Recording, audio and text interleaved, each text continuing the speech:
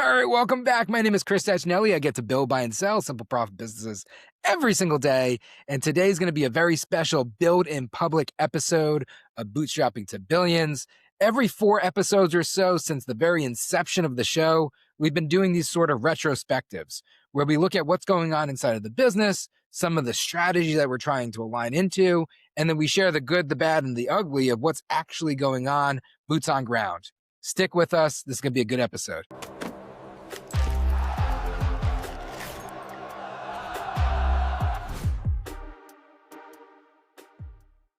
All right, so this is going to be a build in public episode. We want to get right on into it. As a quick reminder, if you're new here, our goal at bootstrapper.ai is to build and track $1 billion of bootstrapped equity built and tracked on platform. That is why the name of the show is Bootstrapping to Billions. It's us, Babe Ruth, calling our shot. It's all about the collective whole. It's not just about me bootstrapping to billions or my team bootstrapping to billions. It's really about all of us as bootstrappers building and bootstrapping $1 billion of equity built and tracked on platform so that we can all go on and exit with ownership and experience these life changes that really truly matter, not just for ourselves, not just for our teams, not just for our families, and not just for our customers, but also our communities up and down. In terms of a quick rewind of our business model, we do the media because the media feeds our equity under management. So we have this core media model where it's one of our core North Stars. We're going to talk about it today, and I'm going to share some of the details in terms of what's been going on in the media. That is the function of these build-in publics, right? We launched the media company back in, I want to say, July or August, and I've been giving these retrospectives as we've been building it and growing it because we really believe that building a micro media platform or a micro media company is kind of the future in terms of how you bootstrap a business. I never thought that I'd be doing content like this, but it is what it is, and you gotta do the hard things that sometimes you don't always enjoy to be able to get to the desired results and the outcomes. And when we're looking at the market and you're looking at AI and you're looking at the competitive moat of influx of content and paid ads and ultimately software even now, it's like, well, where can you find the competitive advantages? And when everything's starting to get commoditized, one of the core places that really leads to a moat or some level of competitive advantage is distribution, right? So if everybody can build a product, it's ultimately how do you distribute the product to be able to get customers? And when it comes to distribution, you're either going out and raising a ton of money and you're taking that money and you're converting it into eyeballs and views by investing it in things like paid ads, et cetera, or allocating the capital accordingly towards customer acquisition. Or as a bootstrapper, what you can do is go out and earn the eyeballs and the views and the interaction by building an audience and creating content through the form of a micro media company. We made a simple bet and we want to give an update on how that bet is going. But in terms of what we focus on and why, our media platform feeds our equity under management. Equity under management, again, is our North Star. So Bootstrapper Capital is my firm, and Bootstrapper Capital runs Bootstrapper.ai. We built a platform and a software that took a service that we did for a very long time. We call it long-term equity management. We provided an advisory service, a B2B service business, which we ran for roughly half a decade providing this service. And we structuralized it and productized it to then convert it into a software where we then became a software as a service, productized software as a service. And we're now integrating AI so that we can become an agentic software as a service, right? Hopefully, moving through this entire ecosystem as we see these changes taking place and this evolution transpiring in the market in which we exist. But our key goal at the end of the day is to grow our client base, and we want to help our clients increase their equity. And we have our North Star being equity under management. That's why our North Star is to get to $1 billion in bootstrapped equity built and tracked on platform. It ties to that EUM. So our media is really to find folks that our message resonates with, folks that are bootstrapping, ideally, folks that are maybe in the B2B space, which is really where we are SMEs, subject matter experts. And even a niche of that would be professional service businesses. And even a niche down of that would be professional service businesses that are also thinking about what's going on in the ecosystem. Maybe you've been building a business that's cash flowing for a long period of time, and you're starting to think, what happens with AI? And will my business be a transferable or sellable asset? Will I get wiped out completely? What types of proactive measures can I take to potentially defend against this? And how do I become a defensible business? And can I capture some of these moment in time opportunities of taking a B2B service and then integrating it with a productized service by documented proven profitable process to then convert that into a SaaS by leveraging cheaper ways to develop software that make me from a professional service business to more of a SaaS type multiple business. And then can I take that and then integrate AI to maybe even increase margins and do it at scale? And if that's something that you're interested in, then that's even like the niche down version of who we want to be able to take on as clients, because that's quite literally what we're doing for ourselves. And we believe that what you do for yourself is oftentimes what you should do for others once you've done it successfully, which again, build in public, we want to kind of show the things that we're doing, right? Because proof is in the pudding. And then ultimately, at the end of the day, our equity under management becomes deals, which our platform as a core is to help facilitate the private capital markets with small and medium sized business in the SMB space. So we are very much so on a mission of redesigning the private capital markets for SMBs or bootstrappers. If you go to Bootstrapper Capital, like that is our H1 header, is redesigning the private capital markets. We believe that the private capital markets are broken for bootstrappers and for SMBs. We believe that there's a huge, significant, impactful problem that needs to be solved in those markets.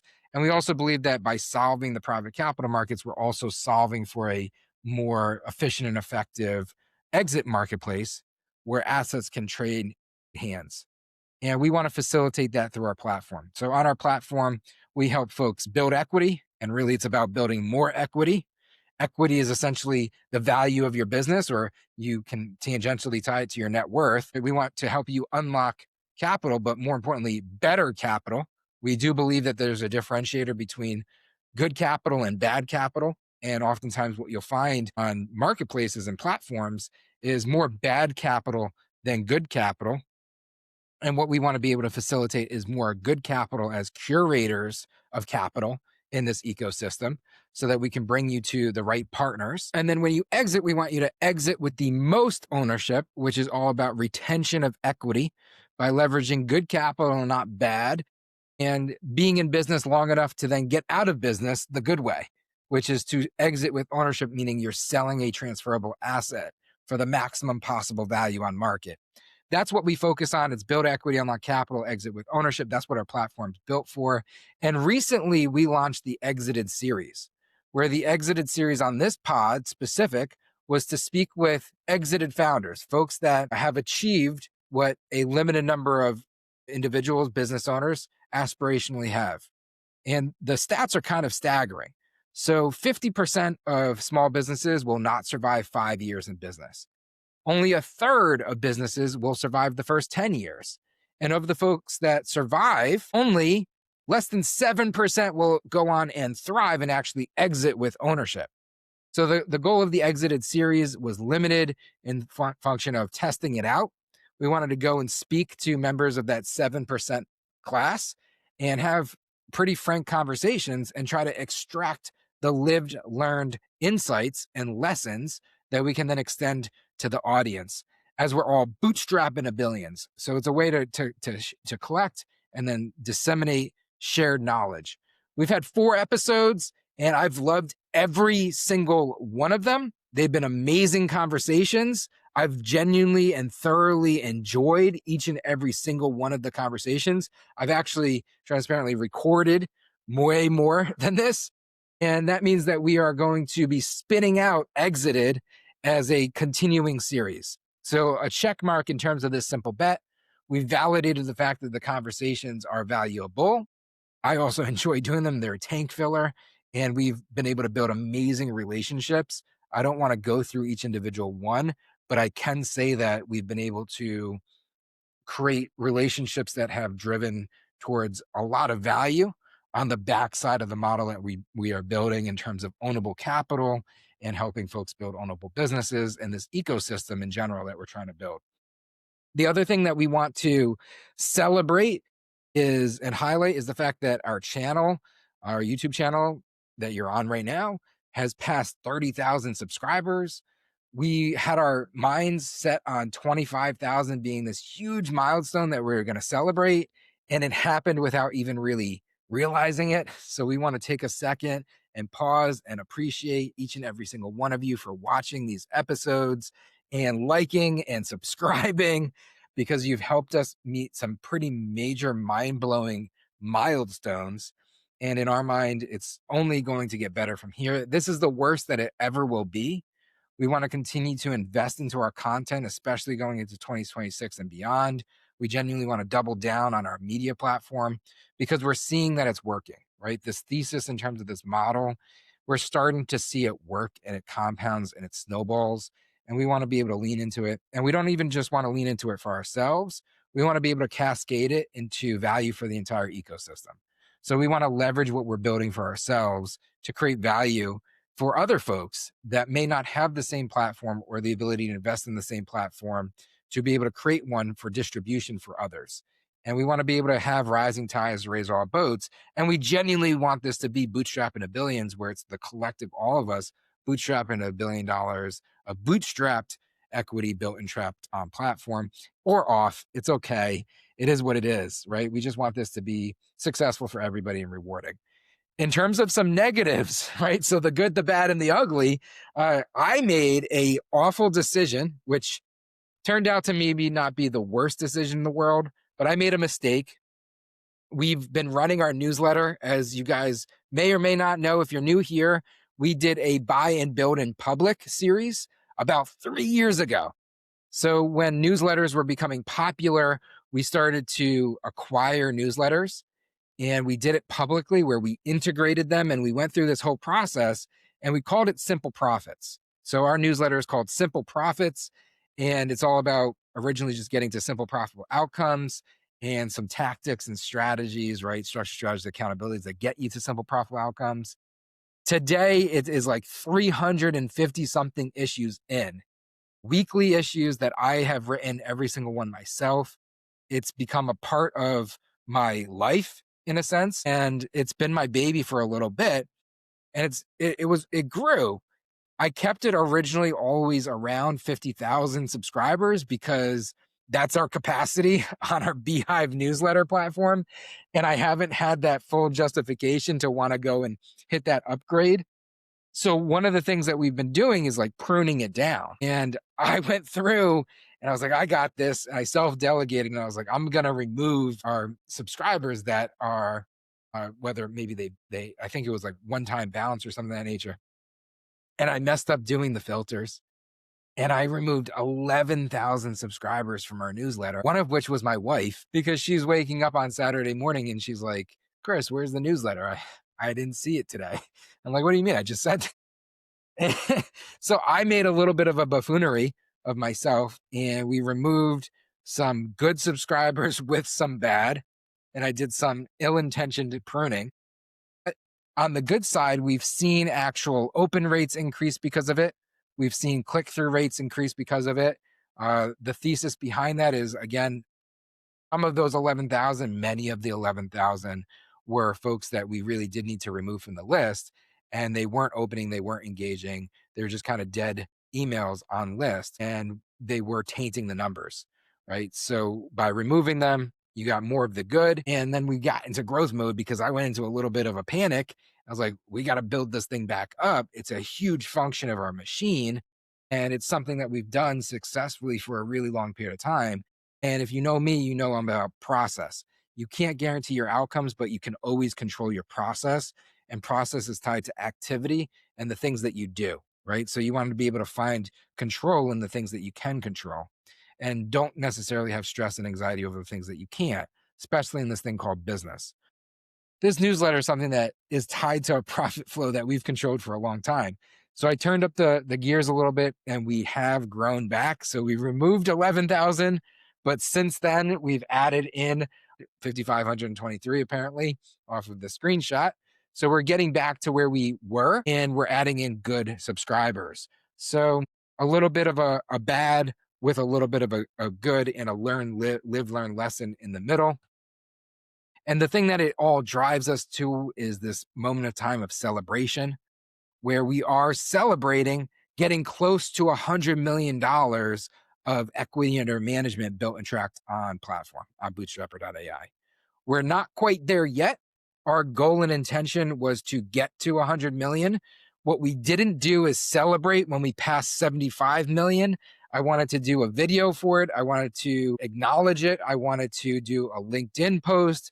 I wanted to really elevate, celebrate, and elevate because these milestones matter.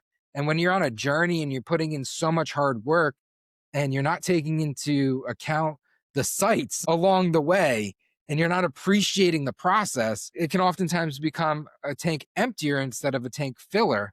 And you got to stop and pause and appreciate, especially when really good things are happening, because sometimes they're frequent and far between, right? And we're doing this thing, and we got to be able to acknowledge the moments in time when the thing is going good. And for us right now, we want to celebrate the ability to see this as a major milestone and have a goal line of being able to achieve it. And we're not there yet. So this is almost, I don't want to say exact numbers, but we're above 75 million. We're below 100 million in terms of equity under management currently on platform. And we have a very clear sight of how we pass 100 million. Again, I wanted to do it by the end of the year. I really wanted to close out fiscal year 25, going into 26, having had achieved this milestone. And we're likely not going to do it. Like, if I was to be perfectly honest with myself, the logistics of getting there and the time that we have, you're talking about some Herculean execution in a period of time where people are with their family. There's a million other things going on, a lot of blockers and constraints on being able to, achieve this. But what we are doing is we're going into the new year with a plan. And what I want to talk about is the plan that we have to not only be celebrating where we are, but to be surpassing where we want to be going into fiscal year 26. And what we want to essentially have a focus of is we want to get everybody to be in a situation where they're stopping and they're thinking and asking themselves, is your business a liability or is your business an asset? Because essentially that's what we want to position into. We want to be able to help folks run it, fund it, and find it a home, right? This is the same concept in terms of build equity, unlock capital, exit with ownership. We want to help you fund it, run it, fund it, find it a home. But more importantly, we want to get you to a point where you can exit your business. And sometimes the concept of exiting with ownership, which we keep saying exiting with ownership, it's the book that we wrote in terms of giving the what, right? So the what and the why. You want to exit with ownership because you want to, ideally retain as much equity as you possibly can in your business so you can achieve a life-changing milestone and moment. But it's also how you eat a cake, right? Because we're building a business. Everyone's talking about exiting, but sometimes exiting is like 20 years in the future.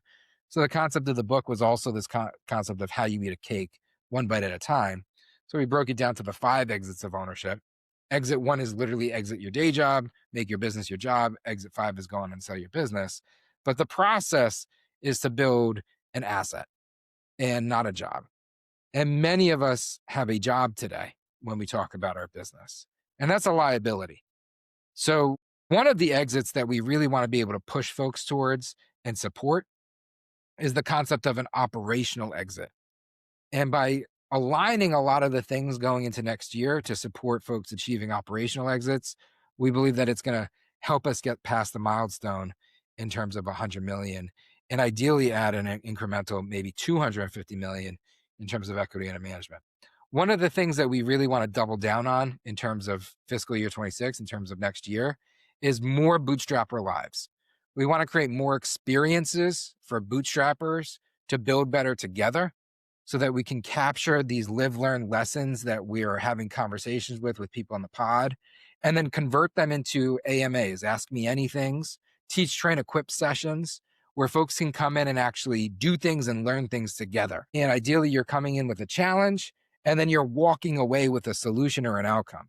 For example, we're currently planning an amazing Bootstrapper Live with one of the firms that was on the pod earlier in with Bootstrapper and Billions, doing workflow automations. And they design essentially AI enabled workflows with humans in the loop. And it's this super interesting problem because essentially it's definitely where the world's trending. And if you own a business today, it's definitely something that you need to be thinking about.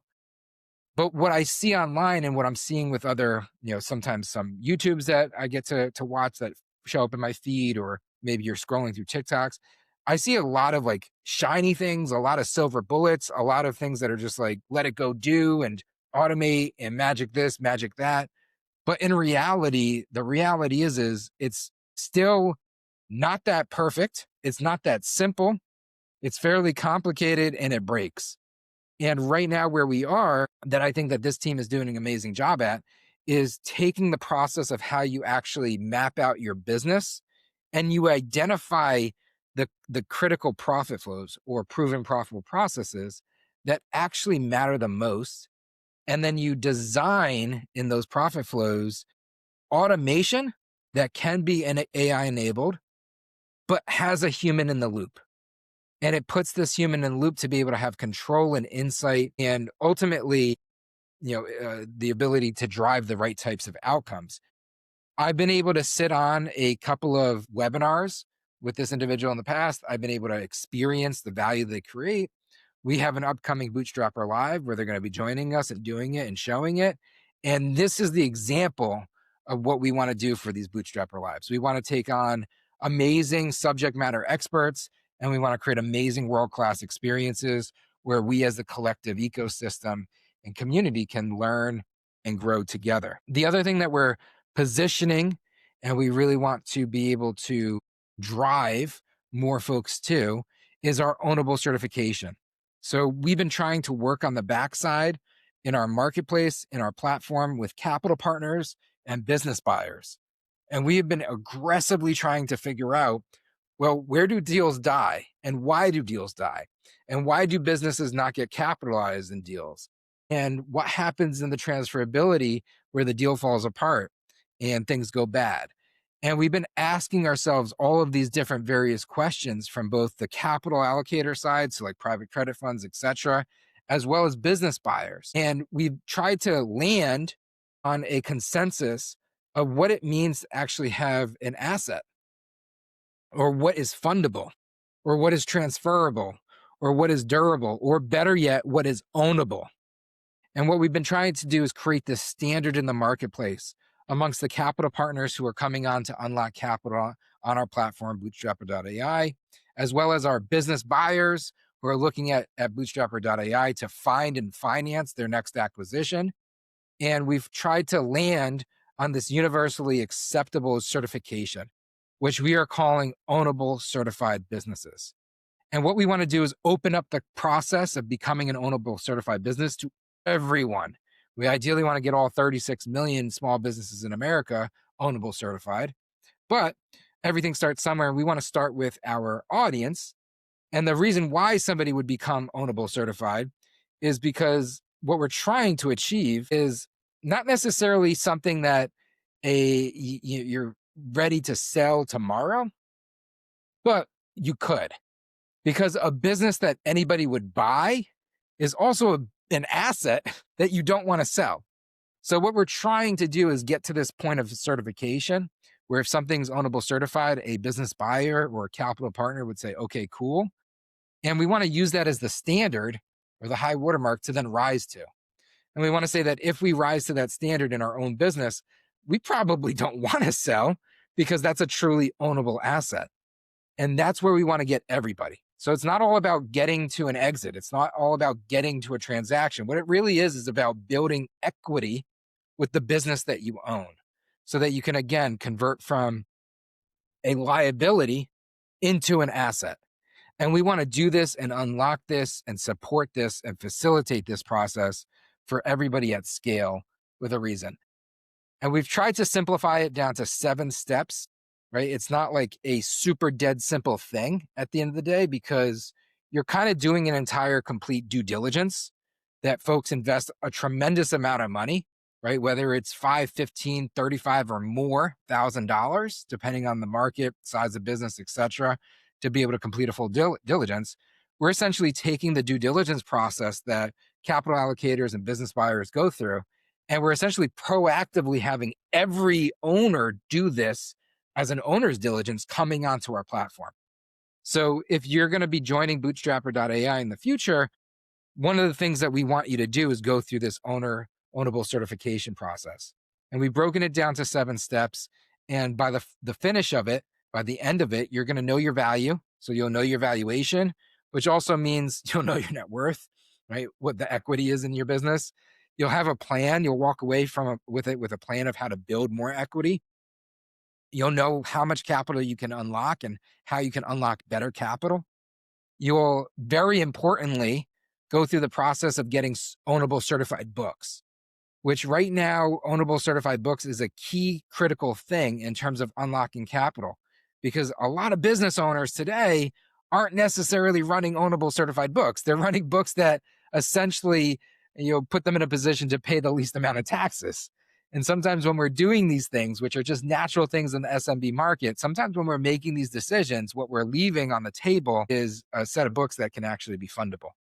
And what we want to do is standardize in our process ownable certified books in the function of just, they will pass a quality of earnings report. And we're set up to be able to get to seller's discretionary earnings. And we can get to a clean process for valuation, right? So we're working with third-party partners.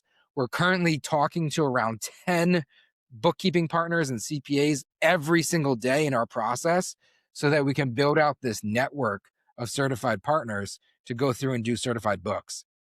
Same with profit flows, right? So you want to be able to make sure that you have certified books, but you also want to make sure that you have certified profit flows in the form of a transferable business, an asset. And one of the things that we've realized going through and being in this game is a lot of folks don't want to do the boring stuff. And when it comes to boring stuff that matters, documentation of process is pretty important. So we've been partnering with certified partners that can come in and, as you're going through this certification process, help you set up your engines, right? Because again, there's 4 pillars of profit in an ownable business. And that's your financial engine, your profit engine, your value engine, and your people engine. And as you're going through this process and you're essentially certifying while you're onboarding into our platform, we're helping you set up your engines and we're helping you certify your profit flows in the form of they exist, right? This isn't going to be they're done for you and they're perfect and they're automated and everything's beautiful. What we're really doing is a checklist diligence of it is or it isn't. And essentially what we just want to do is uncover what isn't so that it can be, right? By doing so, what we're going to walk away with is a truly transferable asset. And a transferable asset is an asset that can go on to unlock capital and eventually can exit with ownership. Because a business that is exit ready is also capital ready. And a business that is exit ready and capital ready is ideally an asset that you want to own forever, right? So that's the completion in terms of the what you get as a byproduct. And then we're trying to also align potential back-end things that we could provide as services, because a function of what I think in the market is going to be a big trend and that we want to be at the center of is taking professional services and helping them transition from services to productized service, to SaaS as a service, to agentic SaaS as a service. I think that there's a huge market trend that's going to end up taking place, and a lot of deals are going to get done there. And again, most of the things that we want to do for others, we oftentimes as a firm want to do for ourselves. So this is a simple bet that we're making. We're starting to make some simple bets in terms of some back-end services. And oftentimes the best way to identify your future customer or to identify the service that you should bring or the product that you should bring or the thing in which you should start, exit one, sell it, make it, exit it, is look at yourself like 2 years ago or look at where you were, right? And the things that you solve for yourself are oftentimes A, the things you figured out, B, a need that you had, and C, ideally you figured out to solve that need in a successful manner. So a sellable service.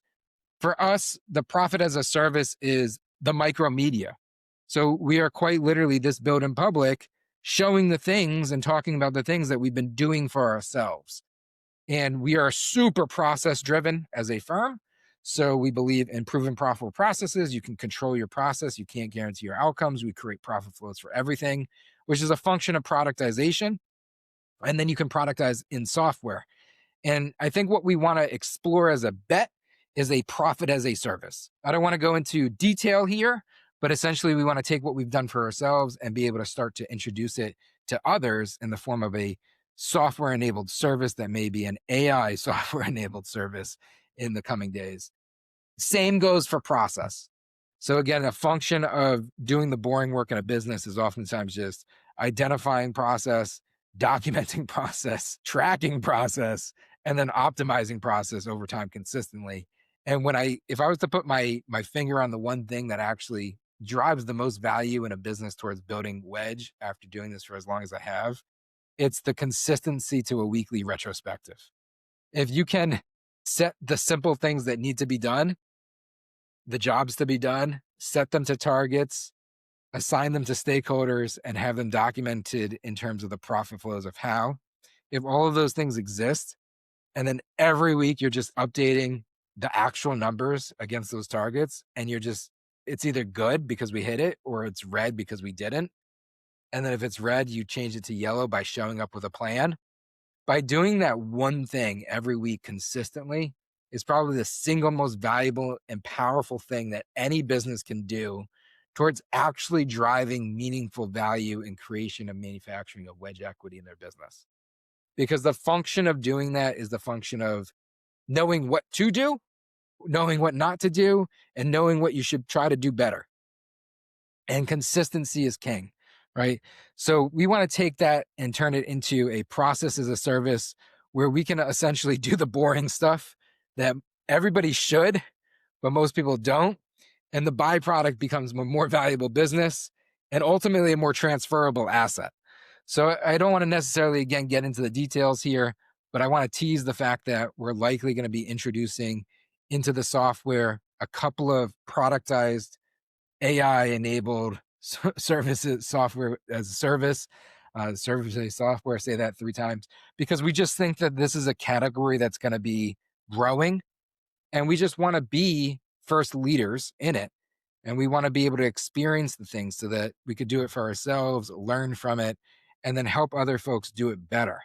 Because I genuinely believe that a great place for B2B service professionals that may have been running a business for the past 15 years with clients and cash flow, if you're feeling pressure with AI, I think a great place to potentially look right now is how do we productize our service like ASAP, documenting proven profit process, and then how do we potentially like spin up some simple SaaS, which is starting to become a commodity. So software is starting to become fairly cheap and accessible to build.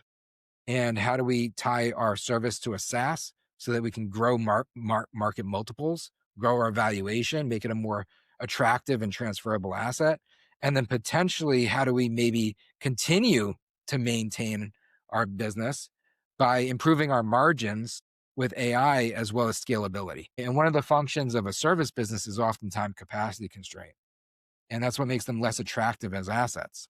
But if you have a proven profitable process that has customers and cash flow, and you've been doing it for an extended period of time at a high level, that means you're doing something right. And there's a really good chance that there's a big bet that could be made that we could do it right with AI and software while still delivering the same level of service for better margins at a higher velocity and scale. And we want to be a part of that in this market opportunity. So we want to test it for ourselves. And we're starting to make simple bets there. The other thing that we're going to be rolling out and finally pushing is something I've teased for a while now, right? So everyone knows that we have the Exit with Ownership book. This was all about casting the what and the why in terms of why folks should want to exit with ownership, what it means, and how we break down the 5 exits of ownership. Ownable is all about the how.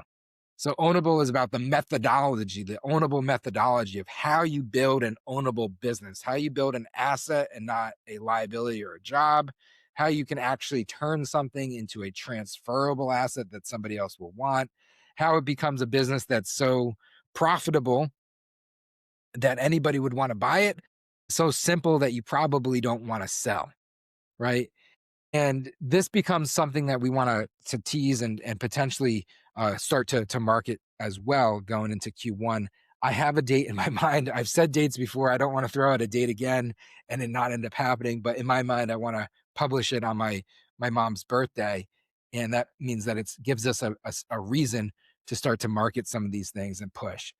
And all of these things combined, the reason why I'm sharing all of this stuff is just a glimpse at some of our build in public for not only just where we've been over the past few episodes, really, since launching the series, making some milestones with the channel, some growth with the newsletter, and all sorts of retraction and change challenges, but also, where we want to go in terms of doubling down so that we can not only achieve this milestone, but hopefully surpass this milestone sometime in Q1.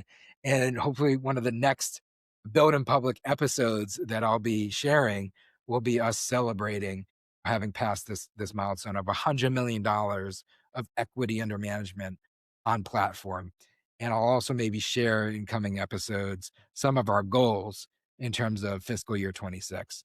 Till next time, trust the process, commit to the journey.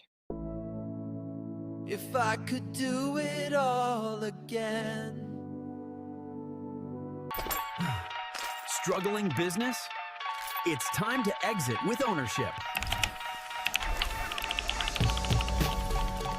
Join the Exit Studio. Build equity. Unlock capital.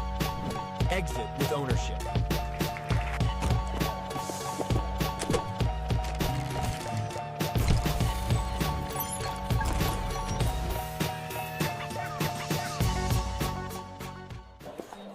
Keep it simple.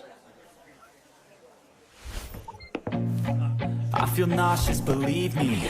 Never had a lot of shit come easy. Had to work hard, struggle just to be me.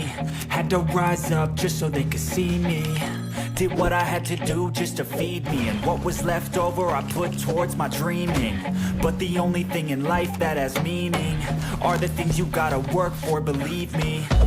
Take into your hands a plan, your own hands can land your own brand. And damn, I feel like no one takes accountability. They want the credibility, convincingly unwilling to put in the hours it takes to get some power. Don't be fucking sour, take a cold shower. Scream until you're louder, work until you're prouder. And you gotta have that grit, that hustle to make it in this city. Never give up.